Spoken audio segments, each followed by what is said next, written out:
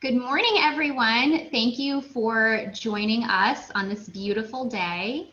I see a lot of familiar faces, which is great. For those of you who don't know me, my name is Amanda Claire Goodwin, and I will be your host and moderator this morning or this afternoon, depending on where you're coming from.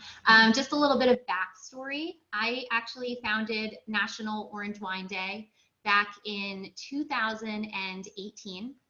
And just this year, I founded Virtual Orange Wine Week. So that's an entire series of virtual events solely dedicated to this amazing style of wine. So today we're going to be talking about orange wine, amber wine, skin contact wine, this extremely polarizing beverage that everyone is talking about. Everyone thinks is, brand new and, interesting and exciting. I am joined by a highly accomplished and knowledgeable panel of orange wine experts. I first want to introduce Mateja Gravner. Good morning. How are you? Fine, thanks. Thanks for inviting. Probably together with Simon, we have the blessed one being afternoon. So yes, exactly. Thank you for waking so early. For you, I'd wake up at 6 a.m. So Mateja handles the communications, marketing, hospitality of the Gravner wines, and we'll get more into that. Next, I'd like to introduce, on my right, Miss Jenny Lefcourt of Jenny and Francois Selections. Jenny has been a wine importer for 20 years now. She imports exclusively natural wines, and she is also the first female to do so. Good morning, Jenny. Good morning. Hello. Nice to see everyone. Thanks for coming. Next, we have the lovely Miss Doreenwinkler.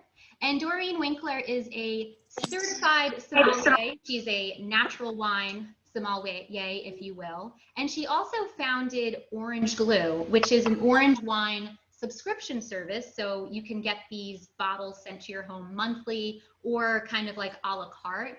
And Doreen is extremely knowledgeable on orange wines, skin contact wines, whatever you want to call them. And I'm so excited to have her here. How are you doing, Doreen?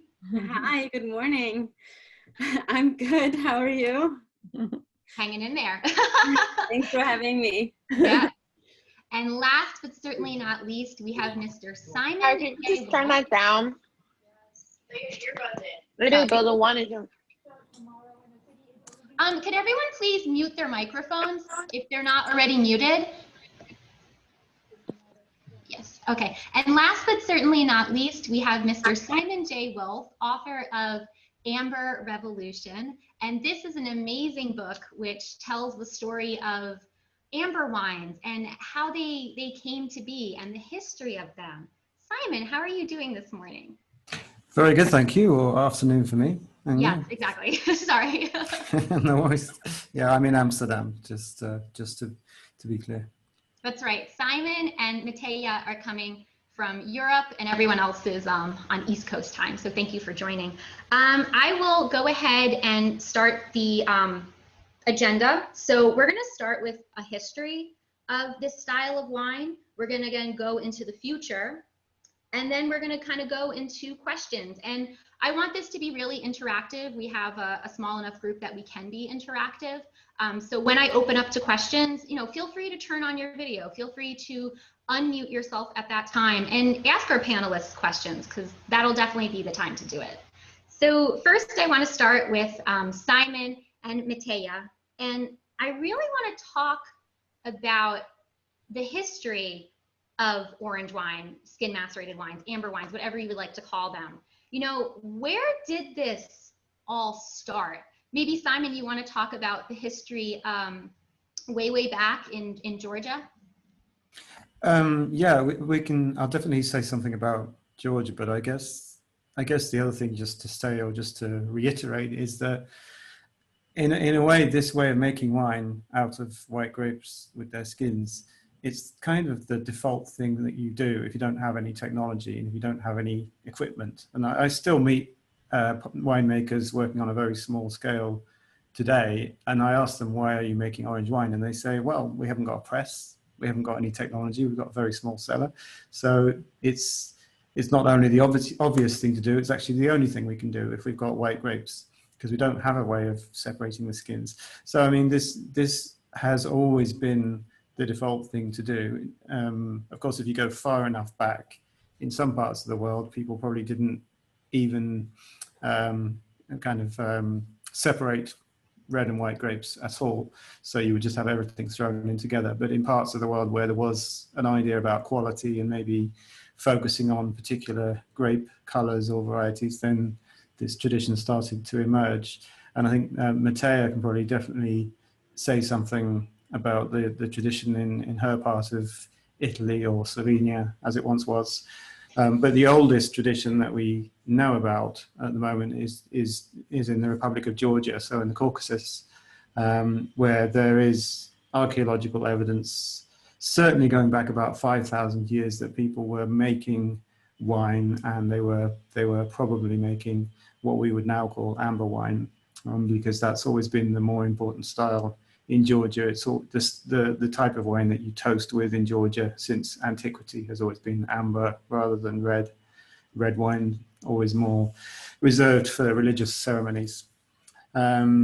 It's possible that the tradition in Georgia could be traced back 8,000 years. So there are shards of what looks like it was once a qvevri with grape pips, that date back about 8,000 years. So it's a very, very old tradition. And the special thing about it is that it's also a fairly unbroken tradition. So people have made wine in much the same way in Georgia for thousands and thousands of years. And that's what's special about it. And that's what gives us this amazing insight into quite how old this style of wine really is. Yeah. So what happened that there was the Soviet Union came into power? What happened? So the thing about the Soviet Union is that their mission was to produce as much wine as possible, as cheap as possible. And if there's one style that Russians really like to drink, it's the semi-sweet styles of wines, both white and red. They were extremely popular, still are actually. And under the Soviet Union, Georgia was really seen as a factory for this semi-sweet style of wine and a few other bits and pieces. Qvevri wines, artisanal qvevri wines were certainly not on the menu. And so that tradition, the amber wine tradition that we now know and love, really only survived in people's homes. And in fact, in some ways, you can say that the Georgians kind of didn't really get their mojo going again until they saw what was happening in other parts of the world. In some ways, you could make an argument for saying that Europeans kind of re-enthused Georgians to go back to this traditional style of winemaking and actually start to commercialize it, put it in a bottle and export it. And that's about, we're only talking, the last decade really for that. It would have been very difficult to buy a Georgian amber wine. It would have been close to impossible to buy something like that commercially, even as recently as 2008, 2010. Yes, absolutely. I agree. Now, Mateja, your father, Jasko, he used to make wine kind of more conventionally. Yes. What happened that sparked him to start making wine in this more traditional way? When he was very, very young, he started making wines and he took over his father's cellar.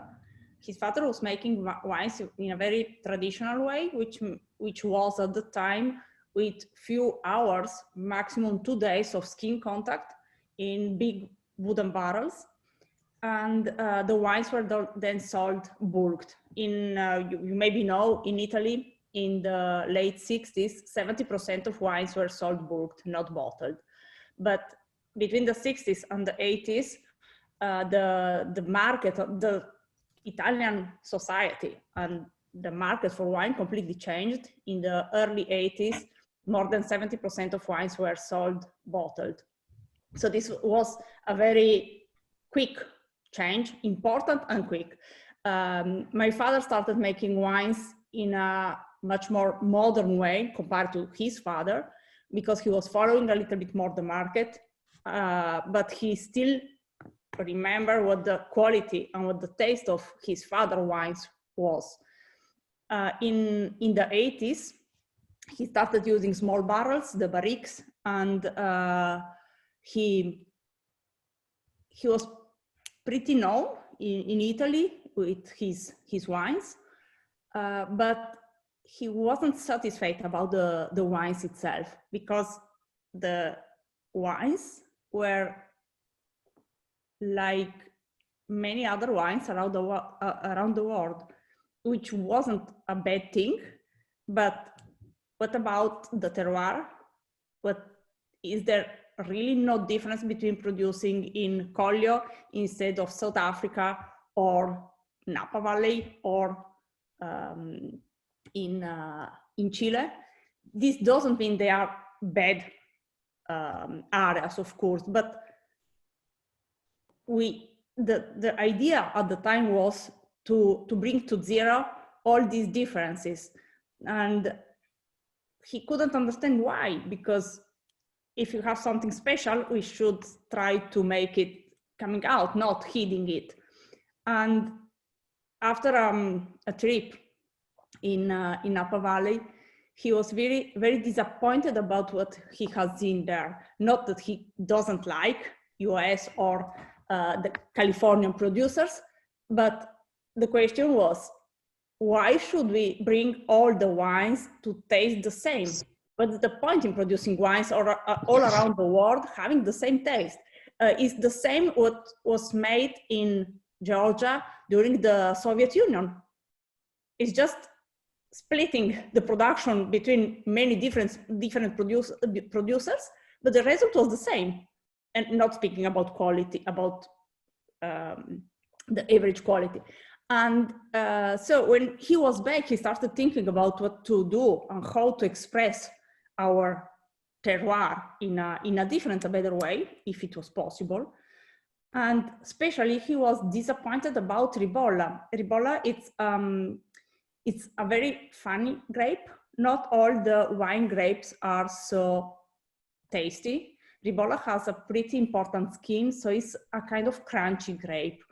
And Josko, my father, couldn't understand why was this Ribolla, which is always the best grape we are able to harvest, not giving us the best wine. Think about what is happening in a kitchen. If you have the best ingredient, you should have the best dish too. Josko started thinking what was wrong with the process, bringing the grapes becoming wine. And this was then the work, first mentally and then practical work he started introducing in the cellar. In the early 90s, he started making some little taste about the fermentation on the skins. And in 97, all our wines were completely fermented on the skins in big wooden open barrels with any kind of selected yeast and with no temperature control.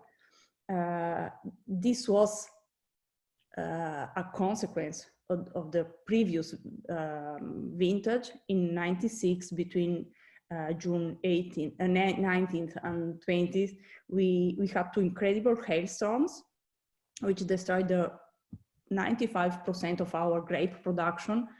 And we never buy grapes, we never buy wines. So we never released, we never produced, and we never released the vintage 96. So Josko made the taste about the fermentation with the few grapes you have been able to harvest. The production, the world production on 18 hectares was 4 barriques, so less than 1,000 liters of most. And when Josko has seen how different, how slower is the fermentation on the skins, and he finally tasted and recognized the Ribolla grape taste in Ribolla wine, he believed that every wine would benefit from this kind of fermentation. he sold out all the small barrels, all the stainless steel tanks, and in 97, the whole production was then fermented in these big wooden barrels on the skins.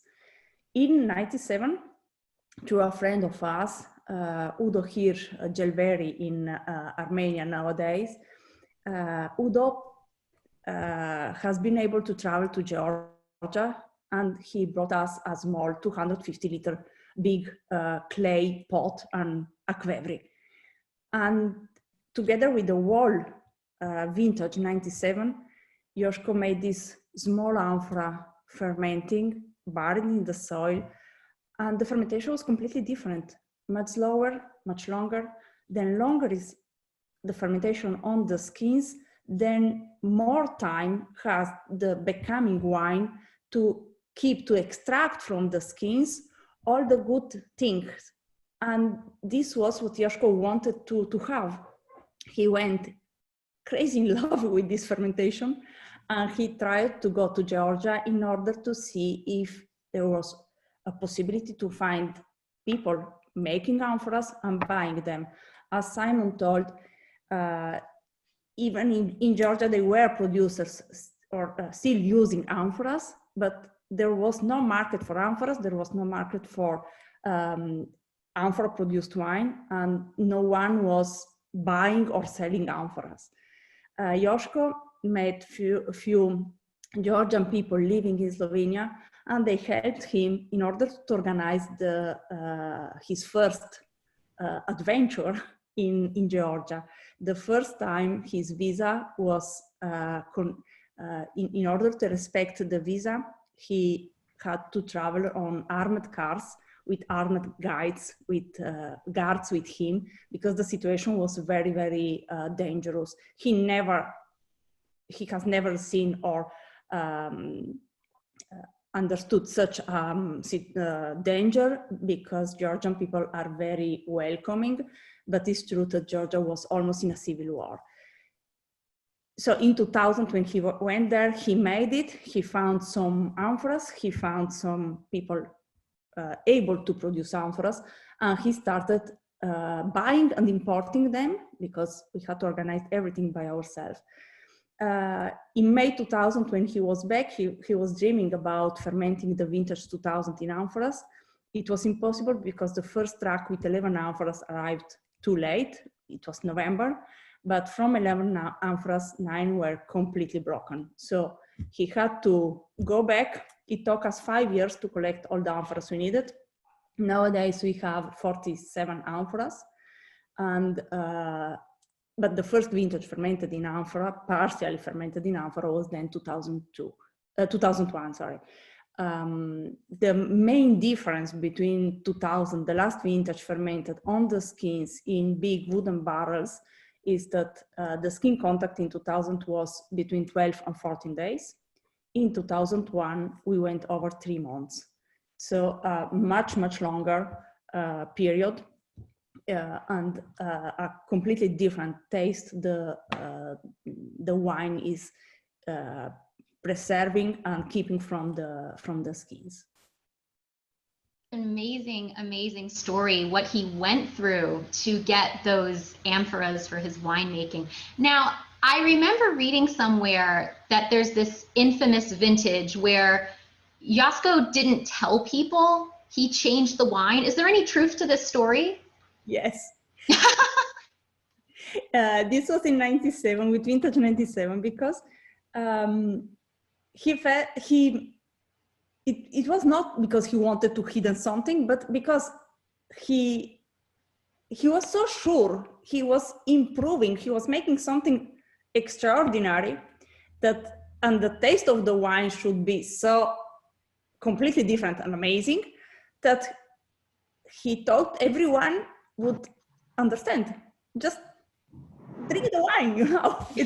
It's so easy, and instead, but probably the world was absolutely not asking for a different kind of wines. So people were. Just for a little backstory, he was making skin contact less white wine, correct?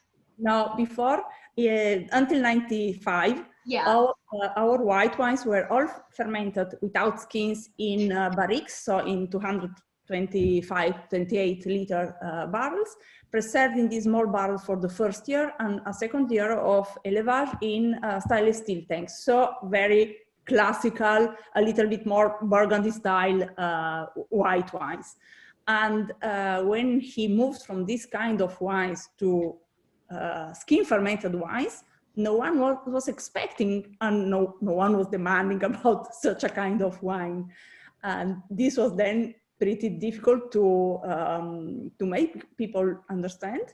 What happened was the first thing was that most, not all, but most of the wine critics were absolutely not ready for something like this. Instead of the market, especially young people were quickly crazy in love with this, with this kind of wines. They were absolutely not conventional wines. I'm not speaking about the production, conventional, like something everyone knows. And this was then, especially for young people, something like, okay, this is my time. Despite I am not a wine expert, I am finally allowed to express my idea about wine. And was a kind of late 60s social change in family. Often young people were a kind of preserving or defending this kind of wines because they thought was just a different taste, and so-called elderly or classical sommelier were absolutely not able to approach these wines. Of course, this is an extreme, and this is not exactly true. But this kind, the market really split it into two parts, and some of them are even today not really, how to say, nice to each other. Yeah. Mateja, thank you very much for giving us a history of your father Josko's progression in his winemaking. Simon, do you think that Josko's actions created ripples throughout the winemaking community? Well, they definitely did. I mean, of course, Yeah. it wasn't just Josko. Also, his erstwhile friend and colleague Stanko Radikon, who lived 400 meters up the hill. So he was undergoing similar experiments around about the same time.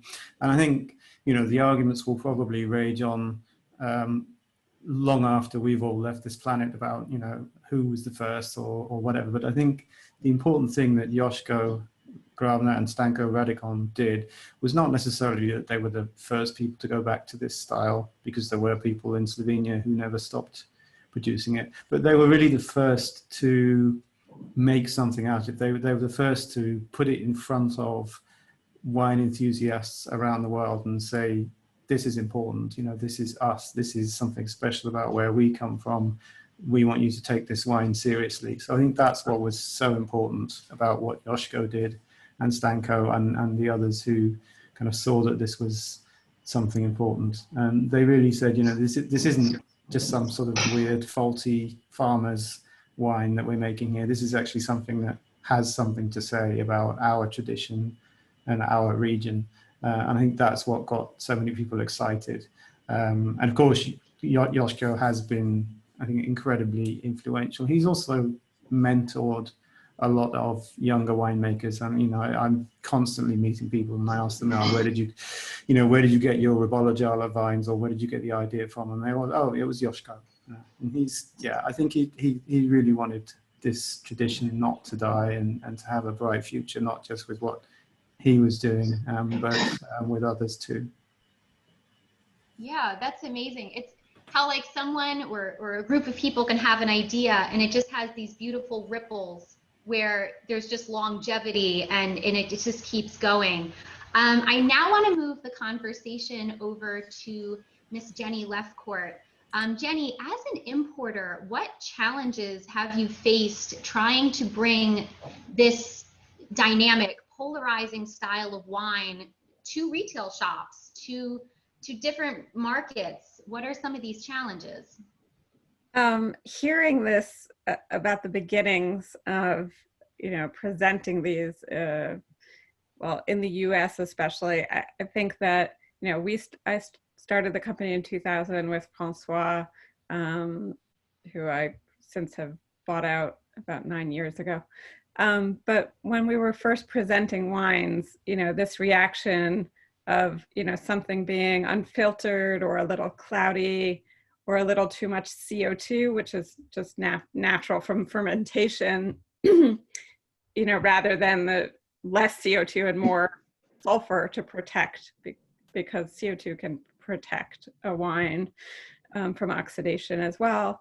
The resistance to those kinds of things, which were considered faults, by traditional sommeliers and wine buyers everywhere, was very strong. It's like, well, if something is not, a white wine is not clear, then, it has a fault. Something's wrong with it. And so, when we came to New York with our first batches of natural wine imported in 2000, that was often the reaction, and that's still, the reaction in a part of the wine world. But I think that the two factions that we've been talking about have come together somewhat. There's more of a sense that, well, there's different styles and different approaches to winemaking, and it's not necessarily one is wrong, one is right, but it's different tastes and different philosophies about making wine. So, all of those issues were there for red wines, for white wines, and now for skin contact, amber, orange wines. So for sure, there's varied opinions, but there's a way in which, this idea of skin fermentation, as Simon was saying, is sort of the ultimate natural wine, and that, some people had to make wine this way because they didn't have the technological resources to clarify and make a clear white wine. And you can, of course, make a skin contact wine using lots of technology, and people do that. So an orange wine is not necessarily a natural wine, but in the natural wine world, it's kind of a natural conclusion to how you might produce something. Now, what markets do you find this style of wine doing well? And what markets is it kind of like pulling teeth to at least get people to try this style of wine? So, we started as an all New York company importing into New York. That's where I was born and raised and lived, except for when I lived in France. But, it was sort of, it's the biggest importing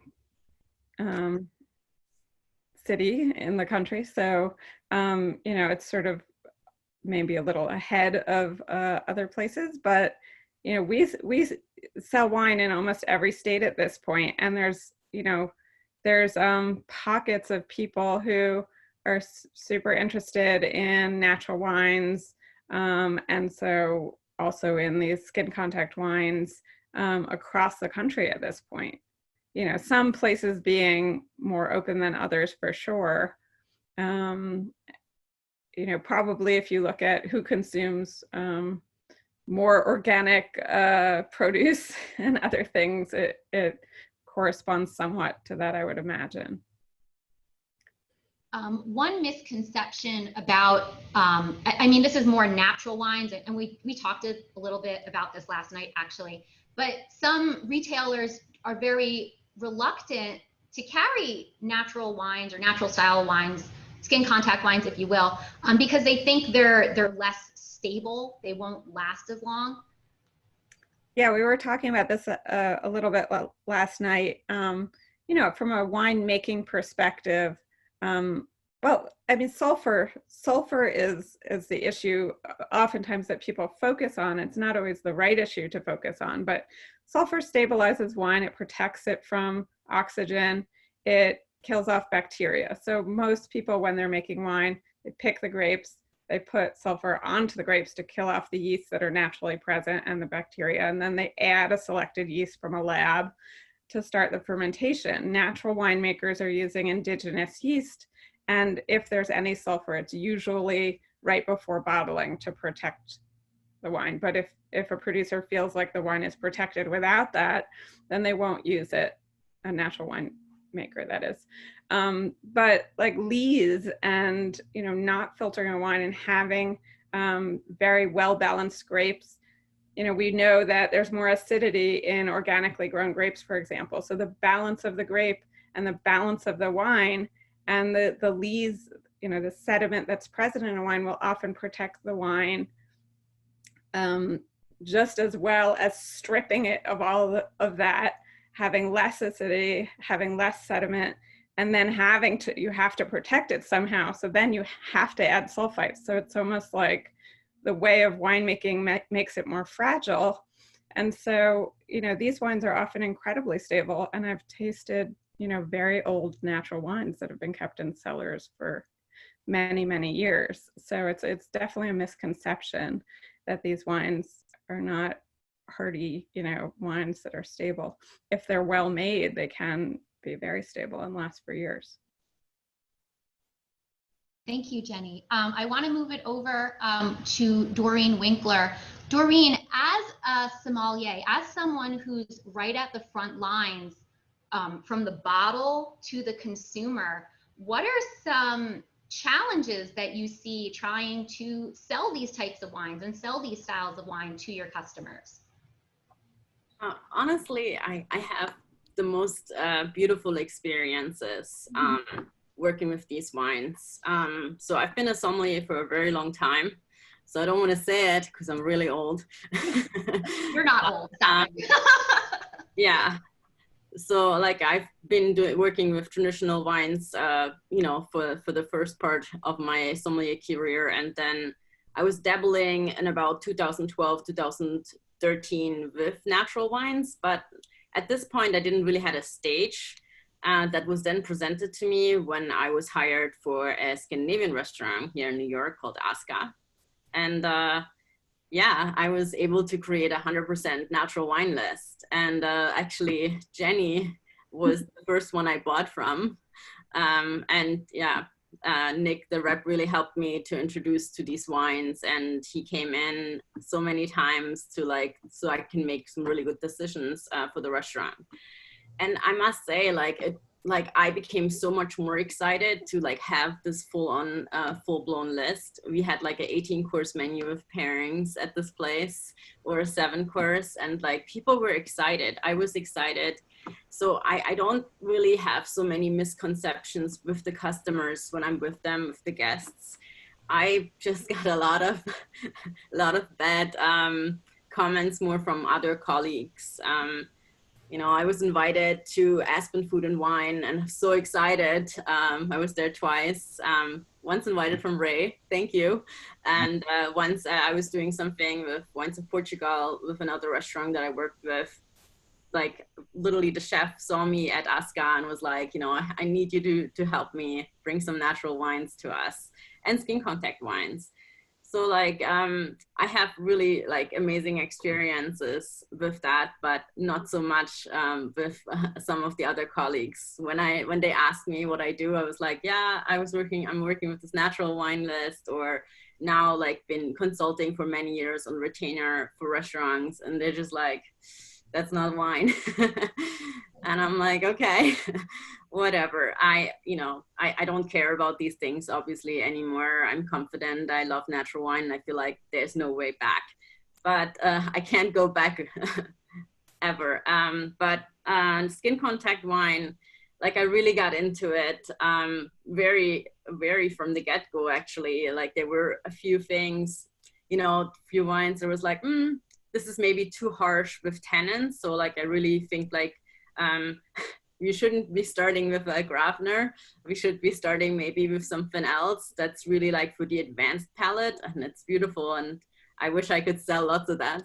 Yeah, I just really this became my thing and became my love. And I've been talking basically infecting other people with my love for orange wine. And then, yeah, as you know, started a company.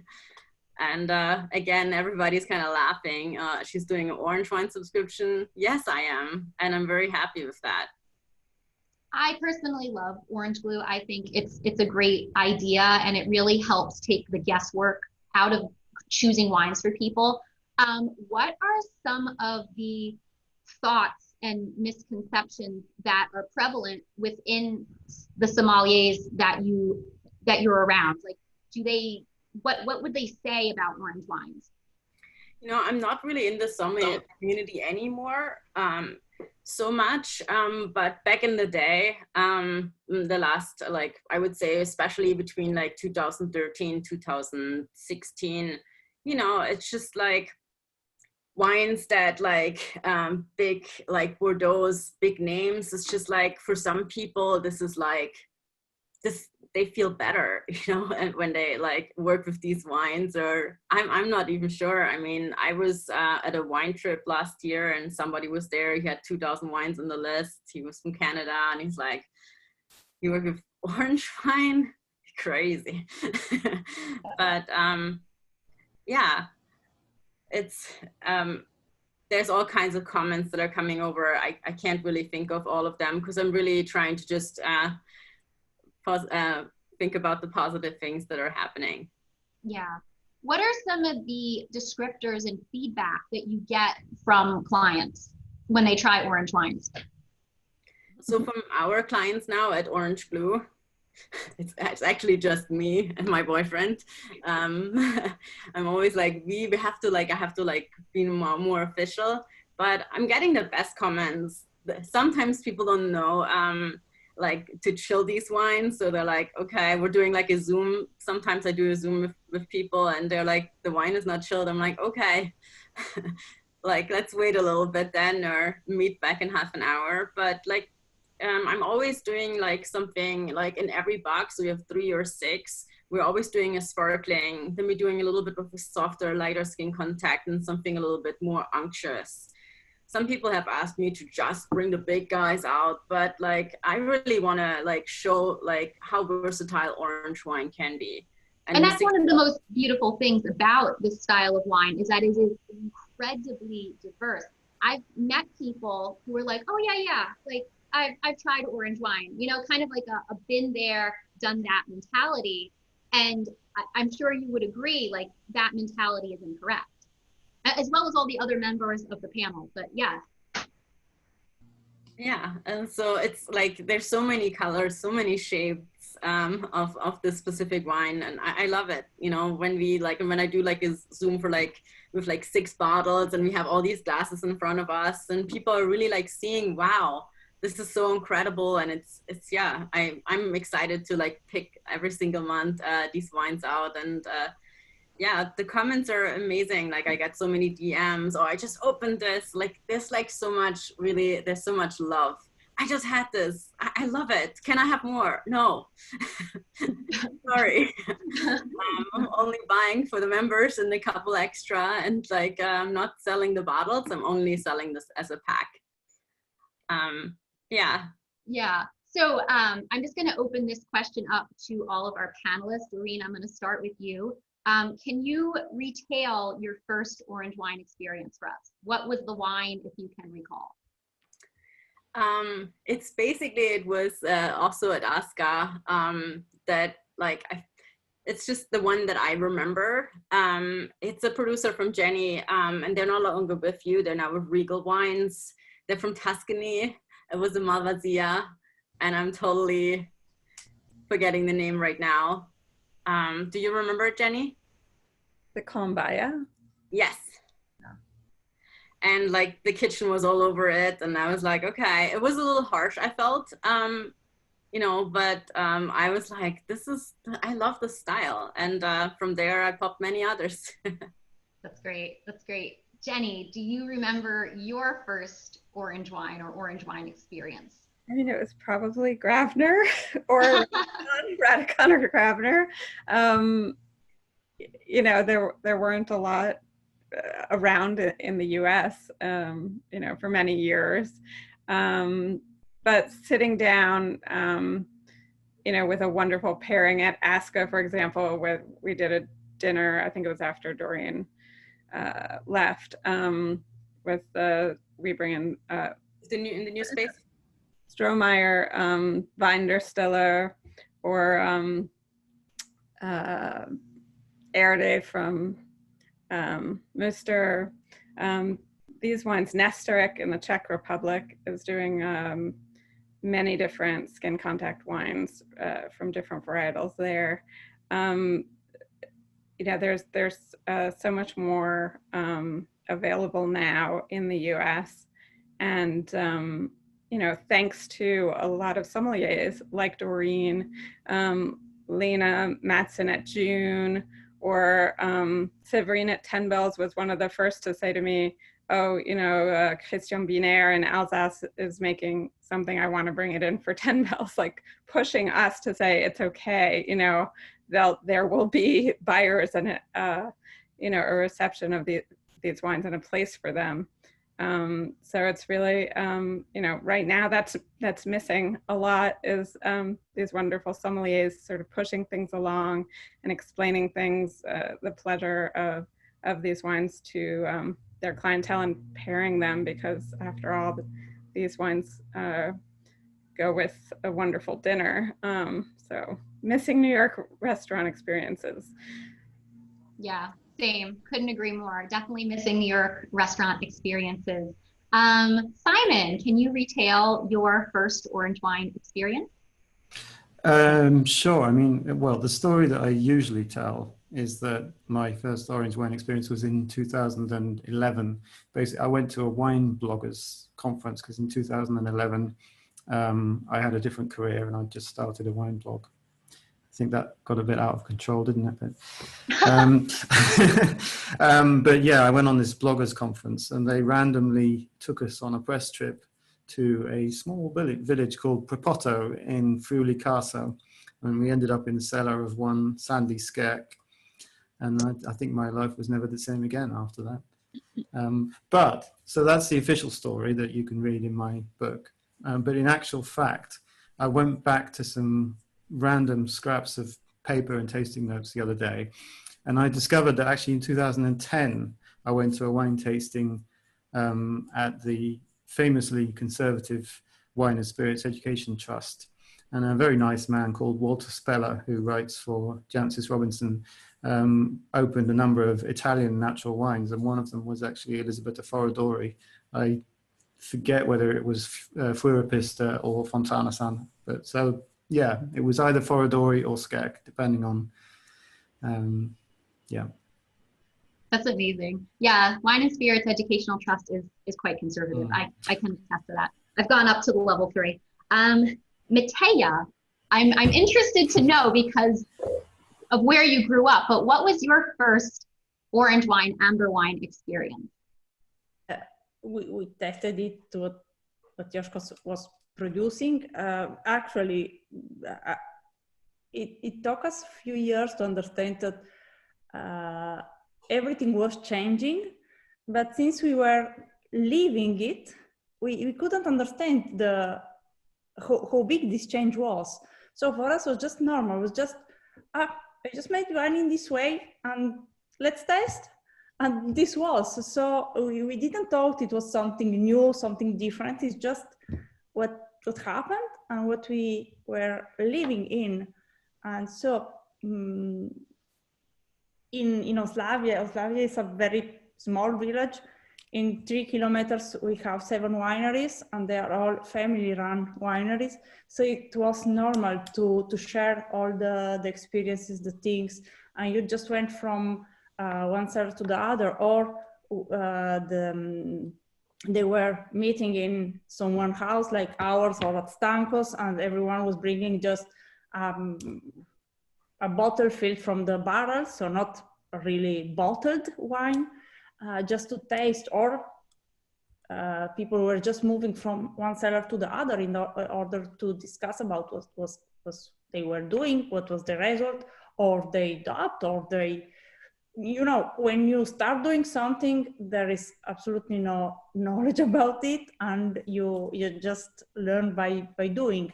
Sometimes, often even making mistakes or misunderstandings, and not. So was for us was something just really normal, not something special or something so strange, so far from our everyday experience to be recognized as something special. That's really amazing. Yeah, just to have that just a part of your life, you know, Yes. Naturally. That's beautiful. I now want to talk to the future. You know, going forward, where does this style of wine go from here? And whose responsibility is it to make sure that people are drinking this style of wine and that shops are carrying it and restaurants are carrying it? I want to first open up this question to Mateja. Where do you think this is going, and whose responsibility is it to make sure it keeps going? The first thing where we are going, I think very positive, and I wouldn't say negative, but it's something what a normal evolution is. I think that, as Simon pointed out a few times, producing wine in this way means that you need a kind of lower financial investment at the beginning. You don't need the pneumatic press, you don't need the filter. Many engines you don't need to buy. So for small wineries, it's a little bit easier to approach the production. You have to work much harder in the vineyards. You have to be really careful. You probably know there is a big debate. It's a winery not producing wines, a real natural winery or not. So this is another enormous question. But so for really passionate people, it's a little bit easier to approach the wine production in a natural way, produced wines. What we have seen is that we had in the last years many completely new wineries. They were absolutely not existing a few years ago. And I think this is positive. Then more people are working on it despite the result, but then more people are working in it, investing ideas, time, experiences, then better is for everyone. We have, I think we are still in a kind of fashion of natural wines, even a fashion of orange wines, a fashion of amphora or fermented wines.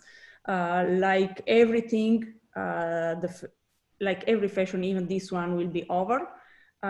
People, they will preserve doing it in this way, or will be people, they really believe this is the best way for them.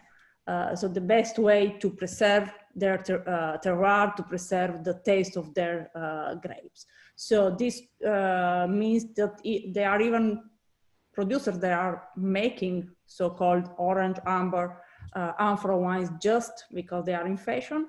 But I am not really worried about this. Like everything, think about the barriques in the 80s or other fashions. People, they really believe in something, they will preserve it. So no worries about how many new or ex producer we will have and how many clients. This kind of production is still a niche. So I don't think this will be the main production in quantity spoken. So I think this is not something bad. About the other question, who is in charge? I think all of us. What I think is important from producers, importers, sommeliers, wine shops, wine online shops, it's that we have to help people to approach it in a very natural way, not scaring them. Some people are very, very innovative. They love and they research something new. Some people are much more conservative, especially with these people. If they don't like the first orange amber, skin fermented wine they approach, we should be very gentle, make them understanding that, okay, you had one, you didn't like it, but there are many different other options. Just taste, just try. No one will die for a glass of wine. If you don't like it, just have another one. It's like going to a restaurant. If you don't like a dish, they have plenty of other. But I don't know why with wine, sometimes when people have the perfect pairing, they are so sorry, so disagreed, so angry. Why? Just have another one. It's like you bought a t-shirt, you don't like how it fits, just buy another one. Just, but it's true about wine. People are often very. It becomes a kind of personal question, often because we all made it a little bit too complicated, which means if you want to say something, you have to be a super expert about wine. This is something I see mainly in Italy and in Europe. Abroad, it's a little bit more, how to say, easygoing. Sommelier is not arriving there in order to explain you everything because you are completely stupid, you don't know everything, and the sommelier has to teach you. Abroad, usually sommelier, it's a kind of partner. I choose this dish, I was thinking about this wine, what do you mean? Do you have any suggestions? And this should be a sommelier, a producer, an importer, or someone in a wine shop. A person which has a great experience, maybe bigger than yours, but maybe, because you could be the most knowledgeable client ever, so you never know who is approaching you. And this person is just someone helping you to take the right decision. And if at the end the decision is not the correct one, just try another one. Just like this, simple. Yeah, exactly. Just try another one. Simon, I want to open up this question to you. Where do you think the future is going, and whose responsibility is it to make sure people are drinking orange wine? I think the future question is really interesting. I mean, I've seen a big change just in the short period that I've been aware of these wines and drinking them, and that's first of all, like, we're moving away from this very polarized view. So, in the early 2000s and really probably up until about 5 or 10 years ago, I would say, the wine world was super polarized. You were either an orange wine fan, which meant you were a mad person, or you weren't. And there was no middle ground. It was black or it was white. Or shall we say it was orange or it was white. And thankfully, I think we're moving away from that. The wine world is gradually adjusting to the fact that orange wine is a broad church. It covers, as Doreen was saying, an extraordinary variety. I would say just as much variety as white wine or red wine, or, well, we can argue about rosé wine. But and what I see happening all over the world, I think maybe particularly in the New World, but really everywhere, is that winemakers are just enthusiastic. They're like, hey, there's another tool in the toolbox. And a lot of winemakers, especially younger winemakers, they don't have this polarized view. They don't have this hang up about tradition. They're just, okay, we have various options. We have some white grapes. We have barrels. We could skin ferment. We could whole bunch. We could mix all of those things together. There's also, what we're seeing now is increasingly people making wine where they make a blend, where some of the blend is skin fermented and some of it isn't. And I think this is a very interesting style as well. So maybe you want a bit more of the fresh fruity character, but you want a bit of structure too. So, okay, let's make a blend, like Craven Wines in South Africa, for example. They do this this wonderful claret, which is basically a 50-50 blend. And I think we'll see more and more of these wines. So we'll see more and more of winemakers using skin fermentation as another tool, another paintbrush, another color on the palette, if you like. It doesn't have to be all or nothing. You can make a 6-month fermented Poivre style amber wine if you want, but you don't have to. There's room for a whole spectrum of orange wines. So this is one development that I see. I think the range of wines that is becoming available from winemakers across the globe is just widening and widening and widening. And in fact, I would even go so far to say that I think it's winemakers just as much as consumers who are kind of pushing this thing, really, because as much as we all like to say, well, it's what the customer wants, it is and it isn't. It's what the winemaker decides they're going to make, and it's what they find exciting to do. So yes, okay, maybe their cash cow is not an orange wine, but they decided to make one to see if it would sell or not. And that's sometimes how these things start. So I think probably, back when the first vintages of Gravner's skin fermented wines were released, you would have been hard pressed to find 10 or 20 quote unquote orange wines made on a commercial basis. Now there are thousands and thousands and thousands. So I think there's an extremely bright future for this style. My hope, and I think it will happen because it already is to some extent, is that we get to a point where we can stop arguing about it, and we can just say there's 4 wine styles. You know, there's white, there's red, there's orange, and there's rosé, and there's probably hybrids in every one of those as well. That's the thing, when you really sit down and try to categorize what is a white wine, what is an orange wine, what is a red wine, all of these categories actually break down. So I hope we'll get to a point where we can actually stop worrying about, you know, are you in or are you out? Do you like them or not? And we can get beyond that and just say it's all wine. It's all part of the rich tapestry of what growers can do with their once a year harvest. Yeah, thank you. Thank you. I want to open up this question now to Jenny. Jenny, where do you see the future of orange wine going? And whose responsibility is it to make sure people are drinking this style of wine? Yeah, I mean, that's obviously part of what I do as a wine importer. Our job is to select and choose. We curate, like somebody in a museum, but we're curating things for people to enjoy and consume. But it's what the winemakers are making, and then what we're presenting, and the openness of sommeliers or wine shop buyers to certain types of wine.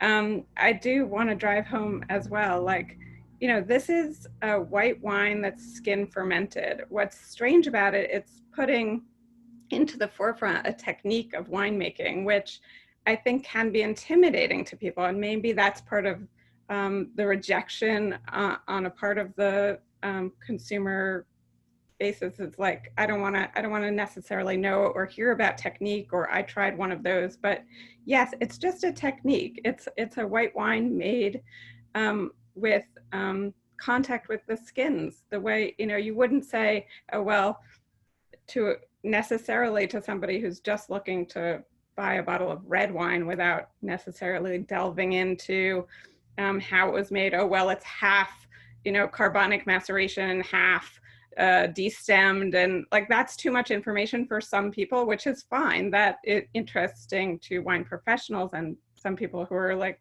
wine geeks, but it's not necessarily something that everyone wants to hear about. So I think that's what's maybe a little confusing about this category, is that it is based on a technique that not everyone assumes is part of the way wine is made.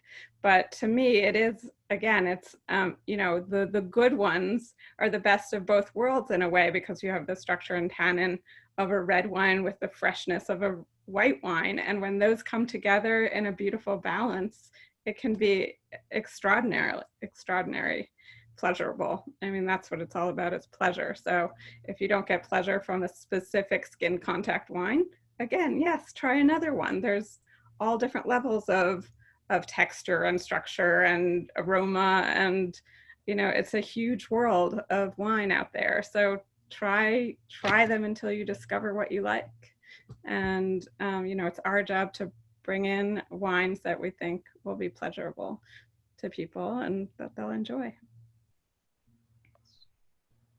Simon wanted to add something to Jenny's point.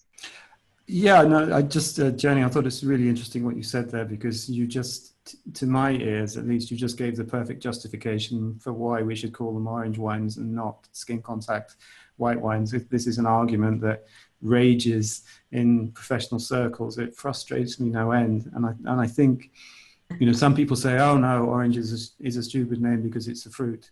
Well, you know, rosé isn't, you know, is the name of a plant, you know, but, or it could be, at least in English without the accent. But the reason I like the name orange wine, even though it might not be perfect, is because you don't confront the customer with this techno speak. And that's actually why I think orange wine is the easiest and most convenient way to categorize, if one needs to categorize. That's true, although the US government won't let us label things. Which complicates things. And the other thing is that it's true that different grapes give different colors. So like a Pinot Gris that's fermented with the skins is more pink, and then, you know, a Gewürztraminer might be more orange. And so there's so many different colors within that spectrum of orange wine. That's the same, but that's the same as with red or white, or, you know, I think the whole color thing tends to break down a bit as well. But anyway, I thought it was an interesting point. Yeah, no, definitely. Mateja, you come from a region where people call it amber wine. What are your thoughts on that? Also, my father doesn't like the name orange, despite he knows that this is very useful. At the beginning, when we started producing and selling this kind of wines, Stanko Radicon has the same trouble, was that there was no name. And it's very difficult to speak about something which has no name, or it's very difficult to introduce, because you start saying it's a white wine made like reds, but not on, so it's a lot of not, and you can't be really clear. If I should speak about Simon, not telling it's Simon, I couldn't even try to do it, but would be very complicated, and maybe not everyone would understand I am speaking about Simon, or I am introducing you Simon, not being able to use his name or not knowing his name. So when finally the orange wine name was started to be used, at least it was possible, even on a wine list, to put it in a separate category. And this was something I think very important. Amber, Joshko prefer amber because he said that amber is an alive color. And it's true, but it's even true that amber is not everyone understands amber, and amber as well is not always accepted. So despite it's not perfect, the name, I think, is what most of the people believe it's a very easygoing name, or it's an easy way to understand what we are speaking about. From the other side, as Jenny said, orange is not accepted by the US government, and it's even true that people, they don't know about wine, even nowadays ask if it's made from oranges. We have even to think that for us in Europe, this is something very almost impossible to believe, because for the European rules, wine is made exclusively with grapes, wine grapes, instead of, like in Russia, for example, wine, it's a name which is not dedicated only to this alcoholic liquid made from grapes. So in some, speaking about rules, this is something which can be very confusing in different countries, in different society, in different cultures too. So I agree that orange, amber, not speaking about skin fermented, or so not going so deeply, it's still the best way to introduce people into this world. And more professional people then are more than able to choose their own better way to call this kind of wines. Right, right. Thank you. I want to backtrack a little bit and ask Miss Doreen. Doreen, what do you see the future of orange wine, and whose responsibility is it to make sure people are drinking it? I mean, everybody already had some really good points. It's definitely not going away. I mean, there's so many more people excited about it. There's so many more winemakers are making it, and some in a good way and some more industrial. But yeah, I just, I don't see it going away. I see this, like, I see more people being educated about it. And yeah, again, it's the responsibility of everybody here in this panel and everybody that's working with wine. And yeah. Yeah. Now, do you think that maybe in the future we could see, like, on the bottle labeled orange wine or amber wine as opposed to white wine? You know, I've also dealt a little bit with what Jenny did, because I did like a collaboration with a wine a few years ago, and like with this, like the label making and all that stuff, the government, this is hard. This is going to be hard to get through. But we have a little comment in here, if you want to read it, about the name orange. Yeah. So Luca goes, as a Georgian, calling orange feels like renaming a person in his or her 70s. And that's a good point. Like, I would never expect someone whose traditional name for something to all of a sudden now change, right? I agree with his point. Sadly, it can happen even to people. we live on the border between Italy and Slovenia, and we have elderly people here. They had their name changed through the law 2 or 3 times. So I agree, Luca, but I think the point is another. We have to try to preserve the tradition, but even allow them more people possible to approach these wines and to find a way to be sure we are speaking about the same. What was the previous situation was that people, they found skin fermented amber or orange wine on a wine list in between white wines. They the sommelier needed to ask them if they knew something about the wines, if they really wanted or they really checked and chose this wine, because sometimes people were just expecting a traditional, conventional white wine, and once the bottle was opened, they were really disappointed. So it's a way, maybe not the perfect one. I don't know if there is a perfect one, but it's a way to try to make people knowing what they are asking for, what they are buying, in order not to encourage their making a mistake. Because asking someone, are you really sure about this choice? Are you really sure about this wine? What was happening quite often, even in Italy, is the first way to make people, to say people, do you really know this? Are you sure you know it? Because I know it better than you.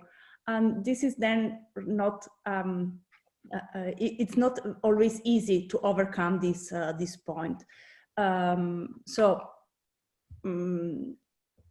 If there is a better solution, why not? But we need it, and we need it now. We needed it 20 years ago, because in the next 20 years, it will be like changing the name to a person in his, her 90s, not even more 70s. So, but of course, I think we all know this is the solution we have, despite it's not the best ever.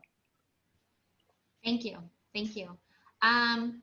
We're going to be opening up the panel now to questions. So if you prefer to type your questions in the question box, the chat box rather, feel free to do that now at this time. If you prefer to come off mute and verbally ask the question yourself, that's also perfectly acceptable. So now is the time for your questions.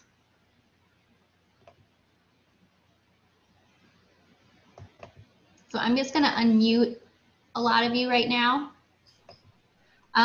Morgan Perry, what can you put on labels in the US? Skin contact? Okay, so like what are the permissible terminology? Maybe Jenny, you can speak to that as an importer? Sure. Yeah, I mean, there's just categories. There's red, white, rosé, dessert wine, and sure, I think skin contact, because it's outside of what the color of the wine is, and it doesn't imply it might be made from a different fruit besides grapes, skin contact is fine. What they're trying to avoid is any confusion by saying orange, you know, because these are made from grapes. So, you know, if you have cider or apple wine, you know, that's another category. It's getting complicated now that there's also a lot of, you know, co-ferments of different, like apples fermented with grapes. So yeah, no, that's definitely true. I've seen like wine fruit hybrids on the shelf, and I'm like, what is going on? But no, it's true for sure. That's why orange is slightly problematic, because, you know, you can ferment anything really. Right. So maybe they should call it amber wine. Possibly. I mean, it is made from white grapes. And so that's sort of the argument for continuing to say it's in the white wine category in terms of the legal structure of labeling. Right. Okay. Does anyone else have any questions? I have a question, Ben? Amanda. Oh, Charles? Okay. Oh, Charles, go ahead. I saw Ben's hand first. Charles, Okay. go ahead. It's fine. Okay. Work it out. All right, so I just have a question. My name is Charles. I love food and wine pairing, so I'm just curious to see if you have a favorite food and orange wine pairing that you can remember. Anybody? Sure. So we'll start with Mateja. What we have seen is that the pairing with orange wines is not extremely important, which means they are wines they easily go with a lot of different kind of dishes. So this was even one of the reasons this kind of wine started being so popular between a kind of younger generation of restaurants keeper in Italy, because there was not request a specific pairing for this kind of wine. So two people at the table and they were having completely different dishes. Either you had it by the glass, and in Italy in the 80s, 90s, even early 2000s was not the common situation. Instead of this kind of wine, you can pair with a lot of different dishes. And I don't know, I have a salad, my partner has a first course, I have fish, he has meat, or she has meat. So apart from some a bit strange pairing, these kind of wines most of the time are not asking for a specific or a particular pairing. And a few months ago, I was having deer with caviar, and we all at the table were thinking about having a red wine, and we already had a red wine. This was not a work dinner, so I was free to explore more wines, and all of us, we all went back to Ribolla. So a pairing I would never suggest, but was the best we had. We tried it even with the red wine, but we all preferred the white. So it's for this reason I say that it's a little bit more for people they need to explore. They are a bit bored about the classical or the, how to say, scholastic pairing. Jenny, do you have a favorite pairing? Yeah, I mean, I think we should remember that,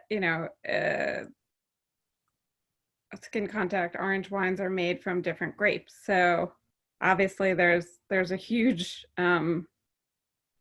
variety of different kinds of orange wines that are going to pair well with different cuisines, different dishes. If you have something that's showing more tannin, there's something that's showing more, whatever, citrus flavors. Like it really depends on the wine. But certainly, yes, like there is a versatility because you have the freshness and the tannic structure that, it can go with so many different kinds of meals. But the expert sommeliers, will pair a specific skin contact wine with a specific dish. I've been to dinners where there's a pairing, for 8 different wines, skin contact wines with 8 different dishes. It's, the subtleties of each wine with the subtleties of each dish. And that's like with any other, red wine, white wine. But yes, these are versatile because they can lean in one direction or the other. Definitely. Thank you, Jenny. Doreen, as a sommelier, what is your favorite orange wine and food pairing? I mean, there's so many, and for Orange Glue, I do all the tasting notes, and I also suggest pairings, and I get really also cool feedback about this because people have been cooking. Finally, everybody's kind of cooking at home, and they're really trying things out. And again, as Jenny said, it's really versatile. For a lowbrow pairing, I love the Cantina Giardino Olympia. Like skin contact sparkling, and with some fried chicken, which we have a lot in this house here. And but I have hosted like a fancy little party for my friends, and we had Metopia Disobedience, which is I love. Jenny, bring more wine in here. It's very pricey, so we paired it with a sea urchin toast, and it was crazy. And I really love trying things out. Like, it's like you never know until you really experienced it. And when I used to work like in restaurants full time, I always tried different things out. Like, you cannot like just assume. Like, you really like try things together, and it will really open up your mind. I also think that cheeses in all kinds of varieties work so well with orange wine, any kind again. But like, I love also to be specific on the age of the cheese. I'm a geek. So like, these are my 2 cents to that. There's many things, including also seafood, that really works with orange wine as well. Thank you, Doreen. Simon, as a man who's tried a tremendous amount of orange wines, what's your favorite pairing? Well, I have many, but some that have been particularly successful. I've found that orange wines made from aromatic varieties, Gelbo Muscatella or Gewürztraminer, with very spicy Asian food is often a real winner, because that's the kind of food that I like to cook at home. So we're always looking for wines that can stand up to very robust flavors and spices. So yeah, skin fermented Gewürz or Muscat, it works a treat. I have to say, if I've got Gravner Ribolla in my glass or something similarly sort of high acid and structured, I love having these kind of wines with a nice fatty piece of pork of some kind. For me, that's a match made in heaven. And yeah, I could go on all day actually, but I won't, because I'll start feeling hungry. Yeah, we do kind of have to end at 11. Ben, you're up next. You have a question? Thanks. Yeah, so Jenny and Doreen both mentioned this, and I kind of hate to bring it up, but it's an issue that I think about in the industry a lot right now. When you guys were first talking about these wines with people, and I know because I was retailing at that time, and I'm familiar with the beginning of the process, but my question is, how much resistance did you think you were getting because you were women, as opposed to, if I had been bringing those wines to my colleagues and saying, oh, this is great, we should be talking about this. I feel like there's unfortunately, a certain amount of resistance, and maybe now that resistance has gone away to a certain extent. I don't know. So I'd be curious just to hear a little bit about that situation. That's an excellent question, Ben. Thank you for asking that question. Doreen, do you want to go or? Go ahead, Jenny. Yeah, thank you for the question, Ben. I mean, I think there's been an enormous change in the wine world since I started 20 years ago. But I can't tell you how many tastings, you know, especially when we were, you know, an all French wine company, you know, how many tastings in France, especially, you know, at an open door at La Seigne in 2003, for example, there were like 20 men, you know, and me, and, you know, just, or any tasting in Paris, you know, is really very male dominated. And then here as well, the buyers were men pretty much. And now I would say it's absolutely, it's a revolution, especially in the US. I mean, there are so many wonderful women shop owners, sommeliers, buyers in general. Like the world has completely and utterly changed. And that's not to say, of course, there's huge problems of, you know, sexual harassment, of, you know, I mean, just sexism in general. There's not a huge amount of women importers still, but, you know, and there is absolutely still definitely a boys club of wine tasting where, you know, yeah. And I think especially when you have an opinion that is different, or, I mean, I would say ahead of its time, but, you know,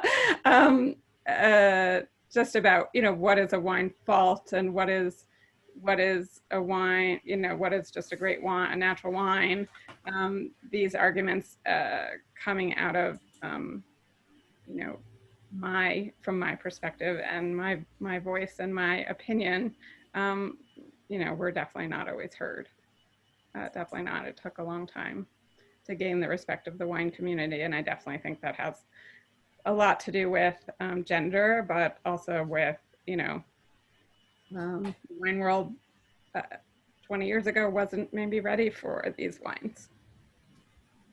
Jenny, thank you for saying that. And, you know, for those of you who don't know, Jenny really has paved the way for a lot of American women in the wine industry. You know, she started her import company 20 years ago when it really was just mostly men. And here we have Jenny, who's paving the way for so many of us. And I want to say thank you, Jenny. Thank you.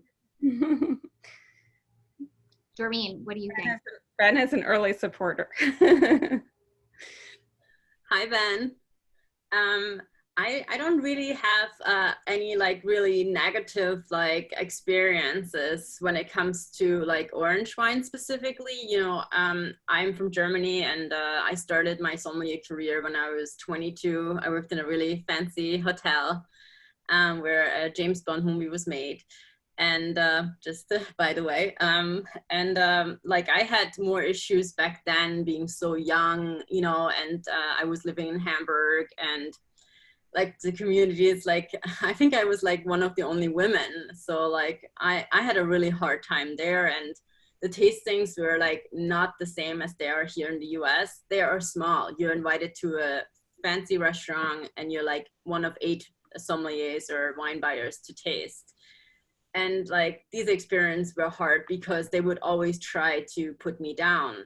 Like they wouldn't try to lift me up, these men. They were just really like upset that I was like moving into Michelin star restaurants and that I was so young. And these experiences, I mean, I only got these good job offers because I was always very positive and enthusiastic. And I think like what helped me in my career is exactly being so enthusiastic about the wines. And now it is orange wine. I'm crazy about it. I mean, I'm that crazy that I opened this company. And so I can't really say, or I'm maybe not focusing on all the negativity. I have more like from consumers, I don't hear anything really negative. I maybe like, as I said before, from maybe some colleagues, back in the day, but I'm not really in the sommelier community much, since I have been consulting on my own for many years. I think 5 or 6 years now on retainer for like restaurants that only want to work with natural wine, and they don't want to hire a sommelier. They like, we're educating like everybody in the room, which really I feel like is the future. Yeah, thank you, Doreen. And I can truly attest that Doreen is a hard worker. I have seen her in action. New York City's hardest working sommelier, hands down. She's an amazingly hard worker. Mateja, do you have an Italian perspective on this at all, or? I think that we have almost the same situation in Italy or in Europe, but what is happening with orange wines, natural wines, is that it's such a, we are often speaking of so small family-run wineries or businesses. Sometimes it's just a one-man band or two-man's band or two women's band, that it's, I don't know why, but it's almost a little bit more normal to have women in this world compared to the a little bit more conventional one. And maybe this even helps to understand that if you're good in doing something, it's really not important what gender you are. And this become a little bit easier for people to understand, or even to consider it, women being able to make wine. I think this is helping the wine world from both the side, the production, even the sommelier or people they explain wine, and even people selling wines. Sometimes because women can get or seems to be a little bit more passionate about things, and all our passion is put in something so personal that it's a kind of seems a little bit more natural. I know it's a completely gender talk, what I just made, but a lot of people feel a little bit more comfortable about speaking this or discussing about this kind of wines with women, because it seems to be something a little bit more emotional. I have no idea why it's like this, but sometimes this is, and it's like this. And but it's true that in the last 20-25 years, the situation changed quite a lot, luckily. And I hope this will being preserved like this, and we keep going in this direction. Thank you, ladies, thanks. The next question we have is from Angelica, and she wants to know, what is the growth of orange wines in the US? I think that might be a good question for Jenny.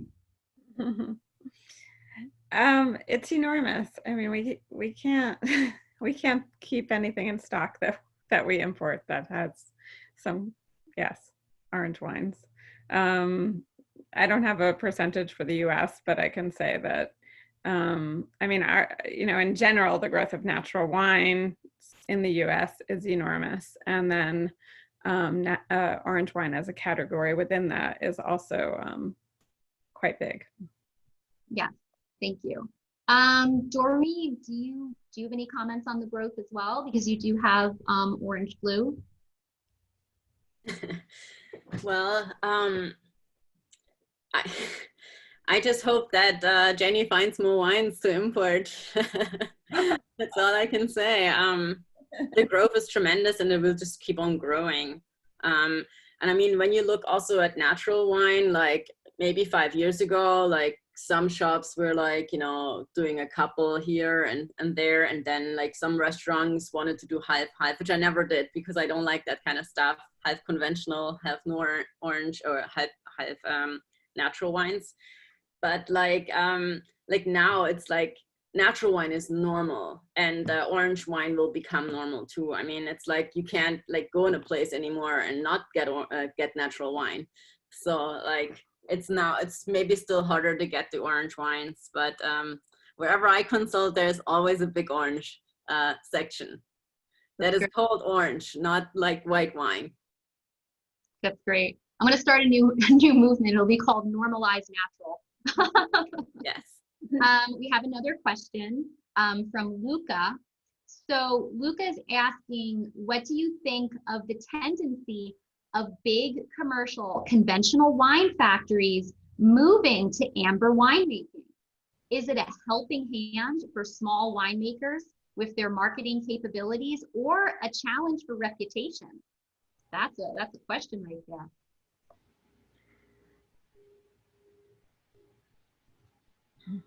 I mean, Take this one on. I'll give it a go if you want. Sure, go ahead, Simon. I personally think this is a good development for several reasons. I know there is a lot of talk of, oh, you know, the big guys will ruin the reputation of natural wines or orange wines. I genuinely don't think that is true, and I think as we've just heard from Jenny and from Doreen, one of the biggest problems that the natural wine world has right now is with there not being enough wine to go around. And I think if you have a big company that can satisfy demand in a slightly different segment, I think that's a good thing, and ultimately it educates people that there are different styles of wine out there. So for example, when I see, and Luca, I don't know if you're specifically referring to Georgia or to other countries, but in Georgia now there are a lot of very large companies who have introduced amber wine ranges, Qvevri wine ranges. Actually, I think many of them are pretty decent. You know, if we look at companies like Vinoterra or even Marani, they're a good introduction to the Qvevri amber style. Those wines sell at a decent price and they're available. And I think I would hate for the natural wine world or the orange wine world to lose sight of a sort of sense of democracy. I think everyone should be able to find this style of wine and drink it. And just because they don't happen to have access to a boutique New York wine shop, or maybe they can't afford, I can't translate it into dollars, but you know, they can't afford a super expensive bottle, they should still be able to try these styles. And then if they're sufficiently excited about it, then they can go a ladder or two up and find something more specialized and more small production. So I'm all for the big guys getting excited about this and dipping a toe in the water, and I'm all for it. I just don't see a downside. Jenny? I agree. I mean, I think, you know, depending on what you're looking for, like if a consumer wants something that's certified organic, like it's important to ask those questions. But, you know, the more bigger, and obviously there are commercial orange wines that are not made from organic grapes, that are just skin fermented, you know, in a more technological way. And I think that's sort of what we'll see more as this becomes popular. And that's fine. That's one style of winemaking. But if somebody wants to purchase wines that are organically grown from organically grown grapes, that's a question to ask. And to me, the more huge commercial wineries that are in fact certified organic, I mean, that's not a question of taste at all, but that's a question of the environment and our future planet. Exactly. That's really important. And the more big wineries convert to, you know, even a more technological organic viticulture, that is a win. That's excellent. That's what we hope for. Because Absolutely agree. wineries are not organic at all. It's still a very small portion of the world's wine production. And I think, you know, big wineries as well can drive change much faster, actually, in some cases. You know, if you know, I know big wineries with, say, as now I've forgotten their name, but it's actually the biggest winery in Portugal has converted all 700 hectares of their estate. The name will come to me in a second. And they happen to make a couple of great orange wines. So yeah, I think big companies can really drive change if they want to. So it's good to have them on side. And I think I am pretty, oh, sorry, Mateja, go ahead. And I agree, because big companies can sometimes make these wines even a little bit more accessible for people they don't want, or they can't, or they can care. They don't care about spending a lot for wines. So sometimes even a different approach to the product is not negative. And usually small producers, we think that we know everything, we are the best ever, but we have a lot of things we should learn even from big companies. So everything is improving, everything is making things better all around the world is more than welcome. Fantastic. Yeah, that's good. Have any of you heard about the Aldi orange wine? Yeah. I've not only heard about it, I've drunk it actually. What were your thoughts on it? If you already know this category and you already know the range of exciting and delicious wines that you can get hold of, then the Aldi orange wine is not gonna float your boat necessarily.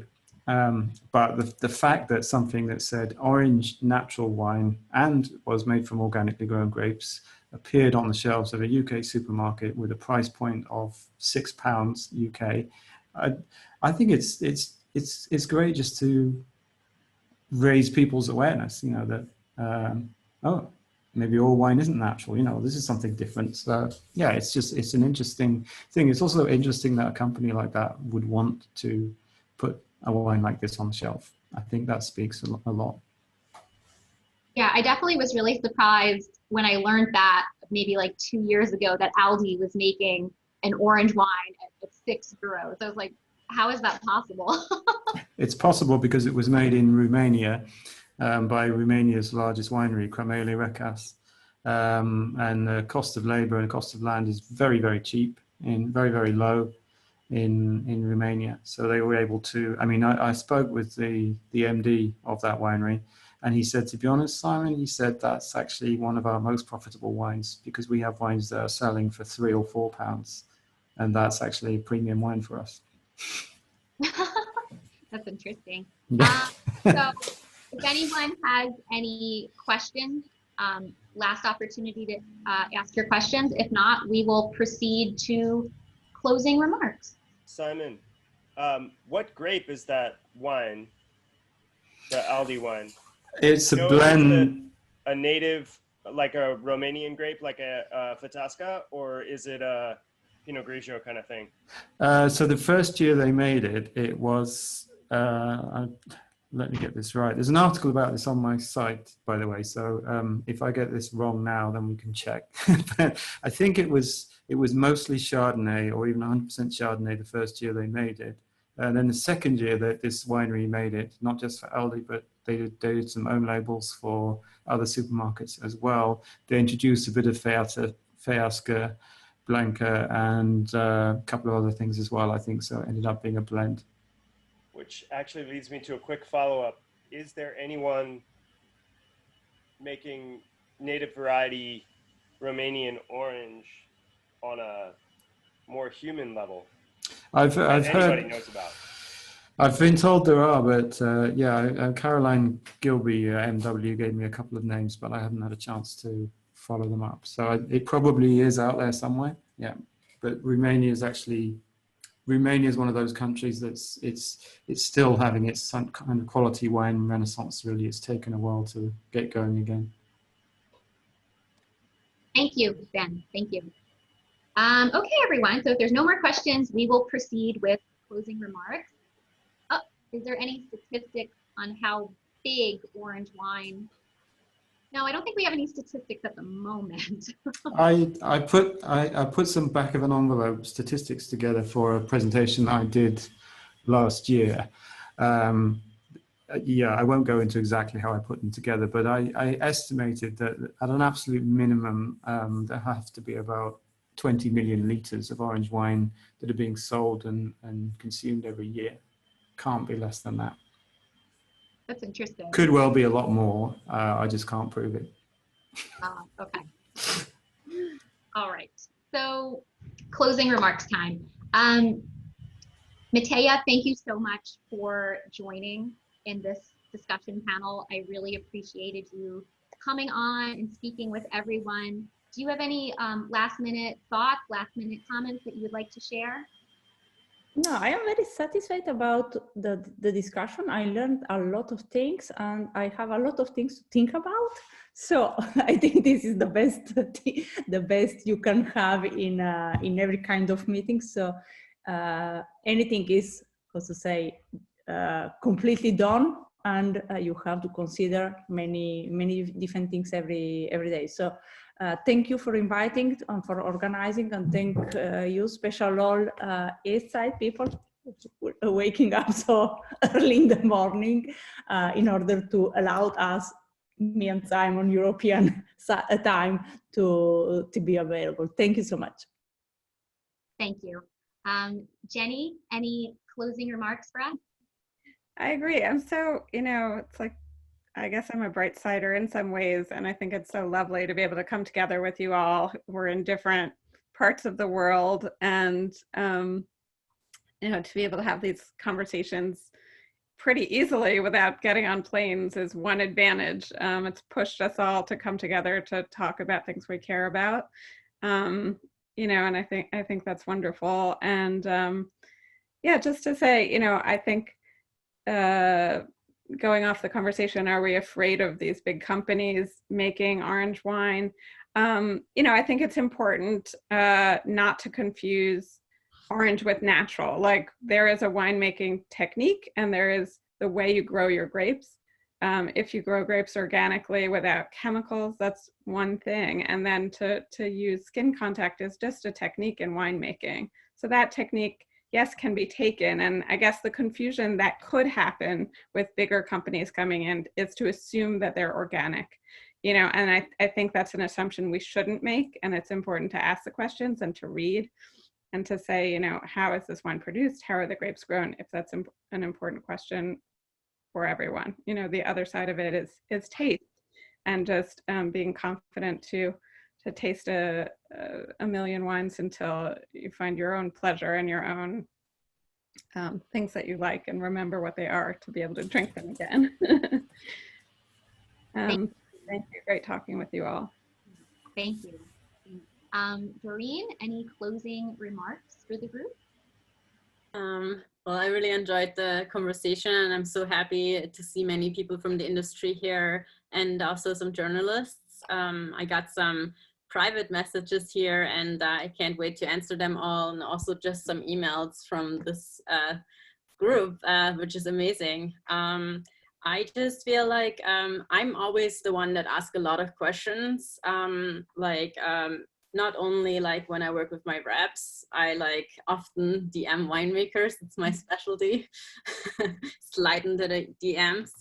And I just can encourage everybody to ask more questions. Things are so exciting in the orange wine world, so to say, at the moment.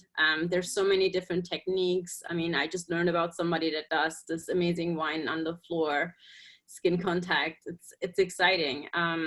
So many other techniques been tried out, and yeah, keep tasting and keep asking questions and keep drinking orange wine. Thank you all. Thank you, Doreen. Simon, do you have any closing remarks for the group? Well, I can echo everything that everyone else has said. I think I particularly agree with Jenny and everyone else. It's really nice to get everyone's perspective and hear from everyone at an event that I probably wouldn't have been part of if it had taken place physically. Just one closing remark.